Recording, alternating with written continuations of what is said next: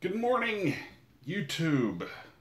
We are live on the ECS Network, unexpectedly so, and I am putting some final touches on some notes here because John the Body Johnson, my erstwhile and at this point possibly estranged former broadcast partner from Anarchy Wrestling, I was there when it was NWA Anarchy, feels that I, Mike from Electric City Sentai Denzi Casters, you folks know me, but in the wrestling world, Greg Hunter, have lost my creative chops. You see, when I was in the wrestling business, which I was fully active for about 11 or 12 years, and then I was somewhat active for another 3 or 4 after that,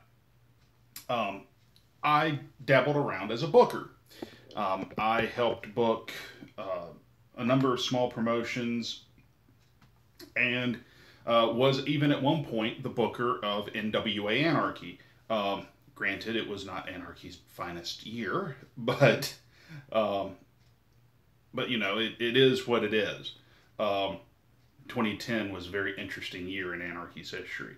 So now I find myself, my creative outlet is the ECS Network, doing stuff here. But, with that said, John Johnson feels that perhaps the years have made me lax or lazy in my booking talents. So, he hath issued me a challenge. A challenge? A challenge? Yes, he has issued me a challenge. And I'm not sure our friendship will survive. What he has challenged me to do is to rebook 1991 in the WWE. At the time, the WWF, which is how I'm going to refer to it throughout these videos. We're going to do a live video series here every morning.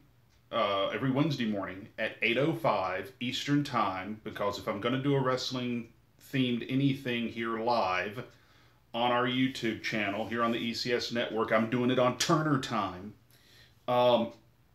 And what I'm going to do is I'm going to book everything with you live every Wednesday morning until have completed the challenge. So the challenge is thus. I have to book 1991 WWF. But on January 1st, I have lost every babyface in the company. All of them. What does this mean? This means I have no Hulk Hogan. I have no Ultimate Warrior. I have no Hart Foundation. I have no Rockers. I have no Dusty Rhodes. I have no babyface at all.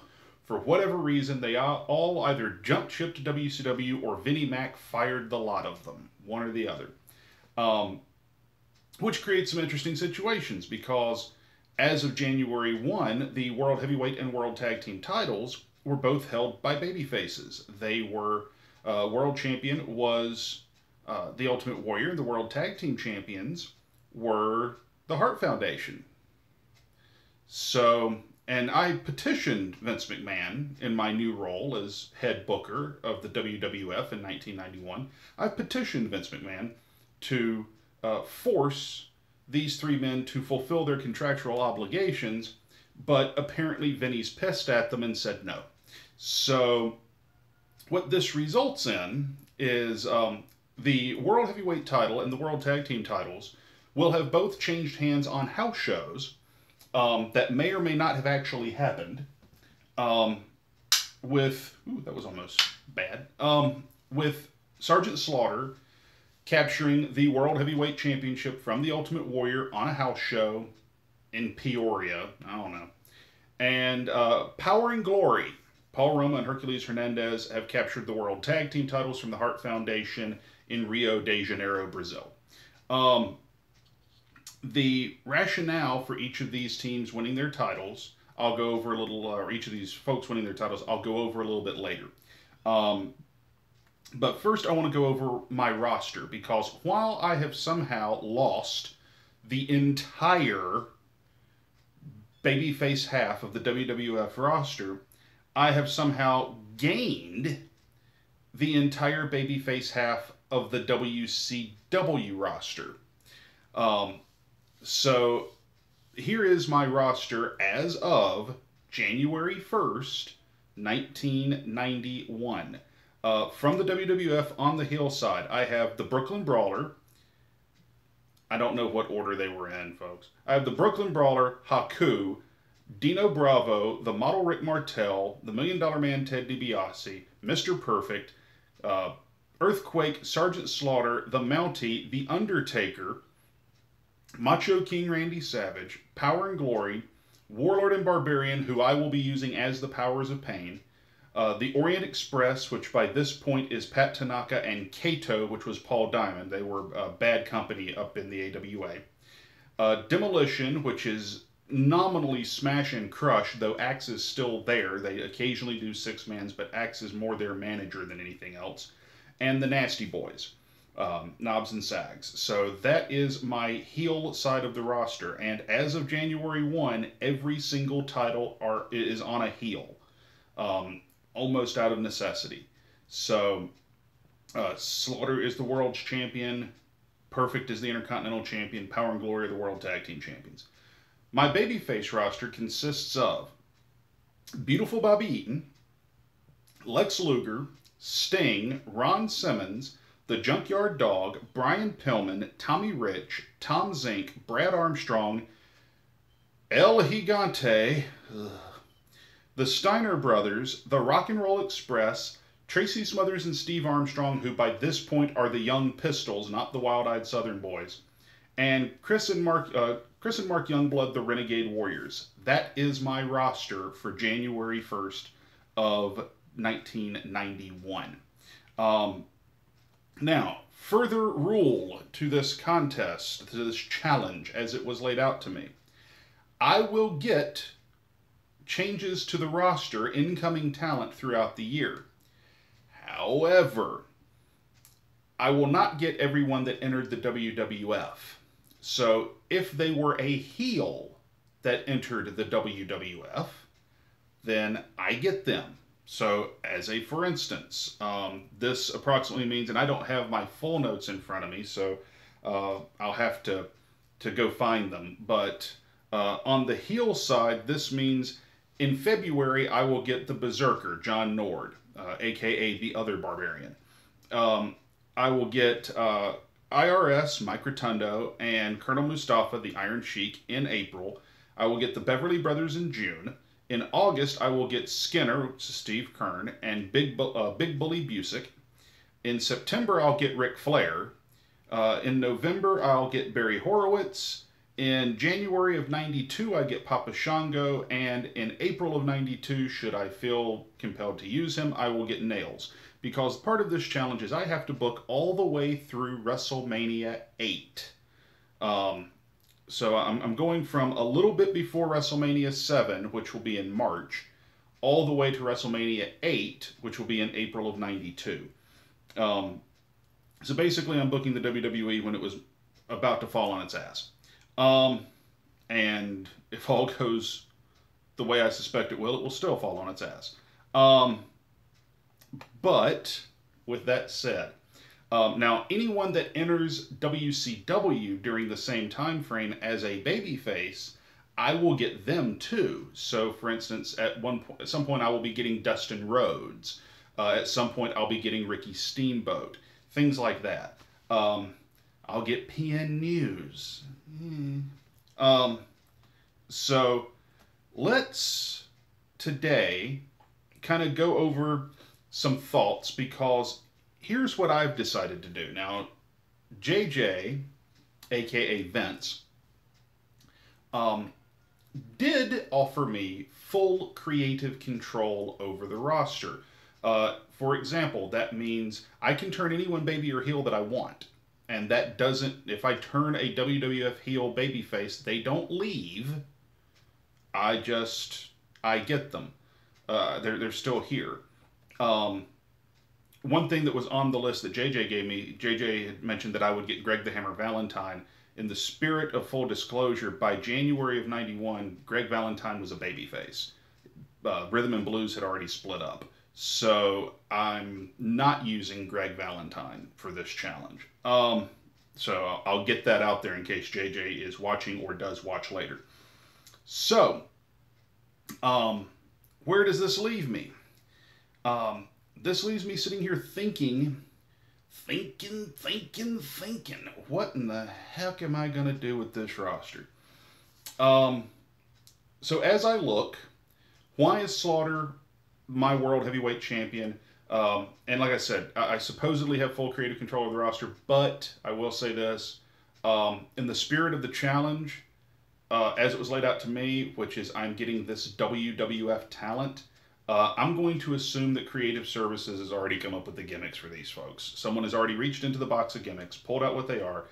The specific example I was given was I could use the Beverly Brothers, which was Mike Enos and Wayne Bloom. I could use them as the Destruction Crew, which was their gimmick in the AWA, if I were so inclined to do so. But I'm not going to. They were brought into the WWF as the Beverly Brothers. Mike Rotundo is going to be IRS. I'm not going to change any gimmick that they had at the time. So, there's that. Now, looking at the roster, why am I putting the world title on Slaughter anyway? Because at this point in time, in 1991, the Iraqi sympathizer gimmick going into January was already in full swing, and they were already pushing Slaughter towards the world title. I don't want to waste that. I don't want to waste that build. I don't believe in hitting the reset button, so to speak. I believe in continuity. Now, granted, we have to fly in the face of that a little bit by virtue of the fact that, I don't know, I'm losing the entire babyface half of the roster, and I have new faces suddenly. There's a Superstar Shakeup in 1991. But we're saying that Slaughter won the title on a house show and beat the Ultimate Warrior so bad that the Ultimate Warrior fled under cover of darkness. That he was too scared to take his rematch, that Sergeant Slaughter's run him out of the company.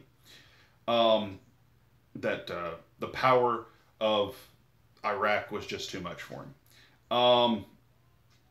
And yes, the Iraqi sympathizer gimmick was very, very controversial. It was perhaps very ill-timed because they were in the midst of the Gulf War. But I remember watching that as a kid, and the legitimate amount of heat. It was actually a good story.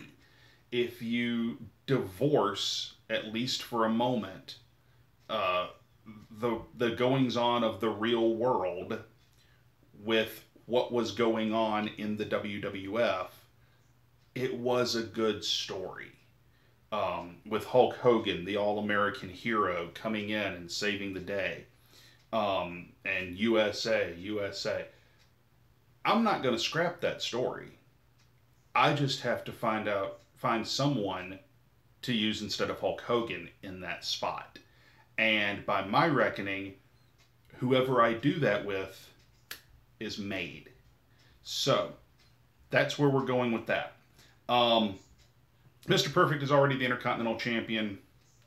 He's probably, in 1991, the best pure worker in the company. So, even if I still had all the baby faces. So, we're keeping Kurt Hennig as the IC champion. Why is Power and Glory the World Tag Team Champions? You know, I really looked at this and thought, and initially I was going to use Demolition. In real life, the Hart Foundation dropped the titles to the Nasty Boys. And like I said, initially I was going to use Demolition because that's who the Hart Foundation won the titles from. But instead I've decided to go with Power and Glory, Paul Roma and Hercules Hernandez, because A, they were both very, very good workers. They were both quite solid. And they fill this niche in my head of they're big enough to face bigger teams. So they're big enough to get in the ring with the Steiner brothers and it not be a visible mismatch. But they are solid enough workers and not overly big, that if I put them in the ring with, say, the Rock and Roll Express or the Young Pistols or the Renegade Warriors, who are all teams on the smaller side, it can still look competitive without looking like small children fighting giants. Um, Pardon me. Benefits of live video. And this is lemonade for those who are wondering. So that is my thoughts on why these folks get the titles, when they do, how they do, etc. So looking at the rosters themselves, the Brooklyn Baller is a job guy. He just happens to be under contract. Simple. Haku is probably the toughest man in the room. I don't know exactly what I'm going to do with Haku just yet. Dino Bravo is a solid hand, a good size. I still have Jimmy Hart. I still have Bobby Heenan. I still have Mr. Fuji. I still have Sherry Martel. I still have Virgil. So I still have all the managers, the plethora of them. Ted DiBiase with Virgil, I've got a fairly decent idea of where I'm going to go with that ultimately. Mr. Perfect Kurt Hennig, the Intercontinental title, I know exactly what I'm doing with Perfect. Perfect is going to be a vehicle for me to get some WCW guys over in the WWF. Earthquake, John Tenta was actually a really good worker. So there are some matches there to be had. Sergeant Slaughter is the world champion. Sergeant Slaughter is going to help me anoint a top babyface. The Mountie, Jacques Rougeau, again, solid worker. I don't have a program in mind for him yet, but there will be one eventually. The Undertaker, I have a very good idea of what I'm doing with Undertaker. Macho King Randy Savage, I want the King's Crown to almost be my fourth title. It was like that in the WWE for a little while. They played with it back and forth. Randy Savage won the crown from Jim Duggan. Duggan had in turn won it from Haku, and Haku had in turn, I think he won it from, I may have that backwards. One of them won it from Junkyard Dog, I think. And then Harley Race had it. King of the Ring is something that has been going on in the WWF. It's just not a pay-per-view. It's a house show at this point. So we're going to use it in that vein. I want to use it almost like it's another title. Power and Glory are my World Tag Team Champions. The Powers of Pain are a big tag team that if I need to prove that a smaller tag team can beat giants, I can use them to do it. The Orient Express are my working tag team. Smaller in size. They're going to give me a good match with virtually any other tag team on the list. Demolition are the Road Warriors. That's what they were created to be. That's what they will continue to be. And then the Nasty Boys are just the Nasty Boys. They are an over tag team. They've got Jimmy Hart at this point in time, so there's some stuff I can do with that. On the face side, Bobby Eaton. Probably the best pure worker on the WCW side of this roster. Lex Luger is this physical specimen. He was over in WCW. He would eventually get over in the WWF. It took time. But there's some stuff I can do with Luger. Sting is the franchise of WCW. So ultimately I need to position him as a top babyface. Ron Simmons recently split up from Doom. In 91, he starts getting a singles push. Extremely talented guy. One of my all-time favorite workers, and in my all-time favorite period for Ron Simmons was that singles babyface period in WCW. The Junkyard Dog is a former WWF superstar in WCW in 91. It is very much towards the end of his career, but I can use him to get a rub for some of these WCW guys because he's the one guy on this roster the WWF audience would know. Brian Pillman, you can't say enough about Brian Pillman. And this is when he was at his athletic prime, not at his psychological prime as a ring psychologist, but at his physical prime would have been around this time frame, in my opinion. Wildfire Tommy Rich. See Dusty Rhodes. Good promo, good worker, excellent babyface fire. Can work heel. I always liked him better as a babyface. And I can probably use him very similarly to the way I would use Dusty Rhodes. Tom Zink, the Z-Man. Tom Zink's another guy that had been in the WWF, but Tom Zink was half of the Can-Am connection with Rick Martel. So I don't know how much people are going to remember Tom Zink from his brief stint a few years earlier. Brad Armstrong, probably neck and neck with Bobby Eaton. Elegante, my first act as head booker. Elegante, we wish you the best in your future endeavors. I have no intention of using Elegante. He was one of Jim Herd's great mistakes in WCW. It's a mistake I have no intention of repeating. Why Vince ever signed him to become the Giant Gonzalez, I will never know, but I do not intend to hang that albatross around the Undertaker's neck like Vince did. In fact, I'm going to go ahead and just let me make a note here. I'm going to go ahead and remove him from my roster. He has been fired.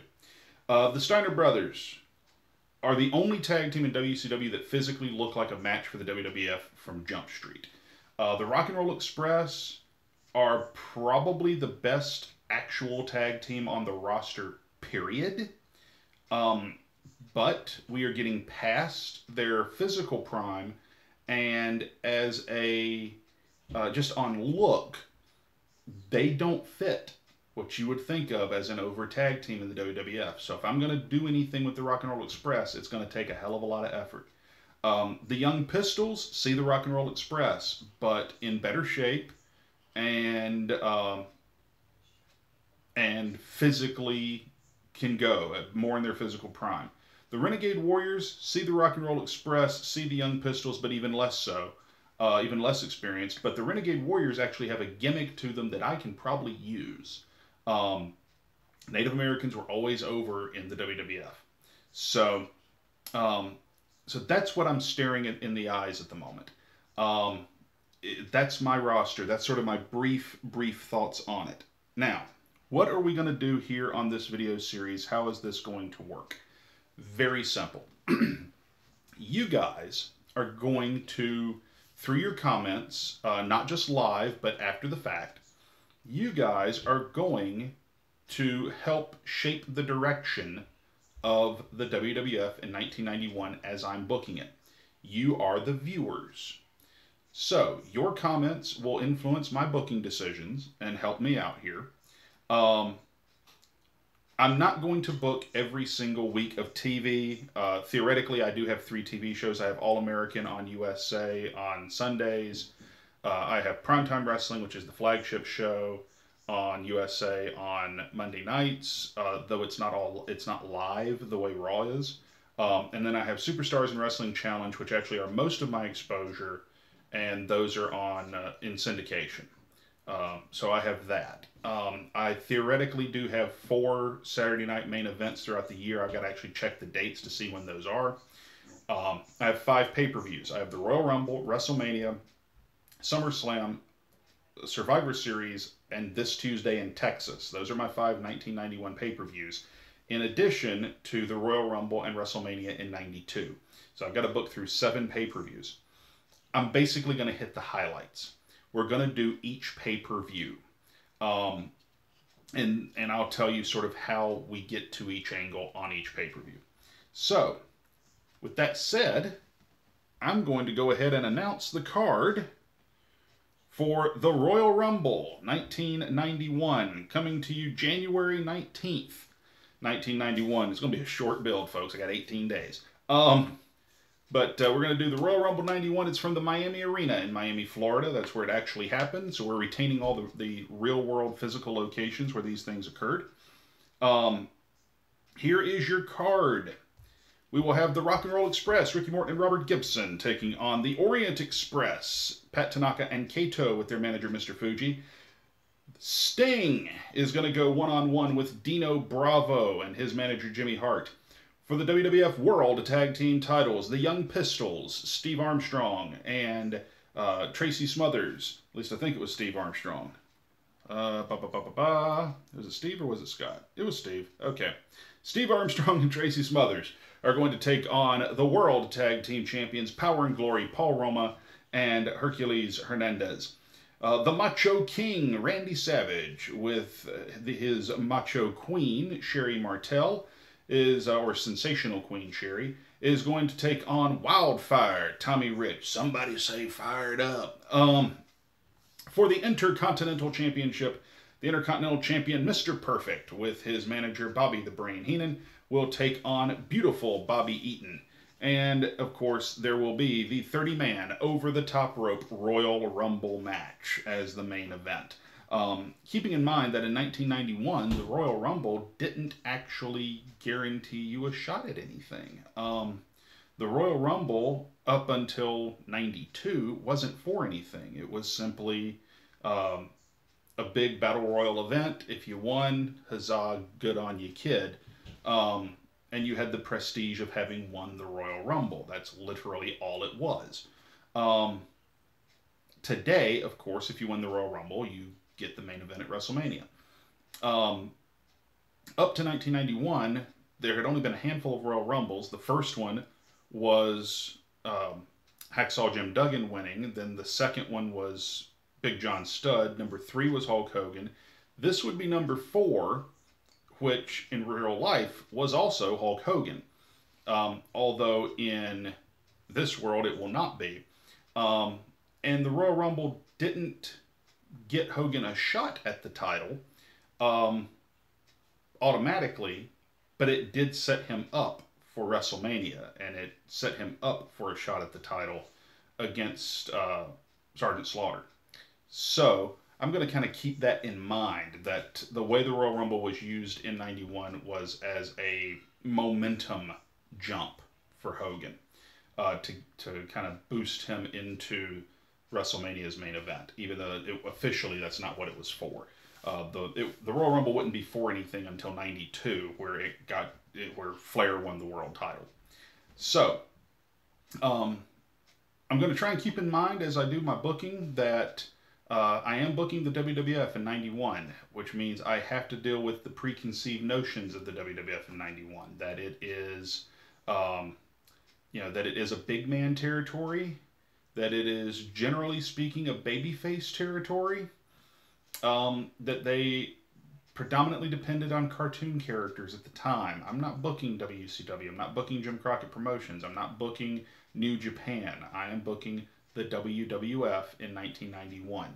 And while I want to get a lot of these guys over that are the better workers on the card, and that is certainly my preference and my booking style, I'm going to have to educate the WWF audience as to who some of these guys are, what they can do, why they should be cheered or booed, and why they should be over. So, I got work to do. So I've given you the card for the Royal Rumble. To go over it one more time, you'll have the Royal Rumble match itself. The IC title is going to be Mr. Perfect versus Beautiful Bobby Eaton.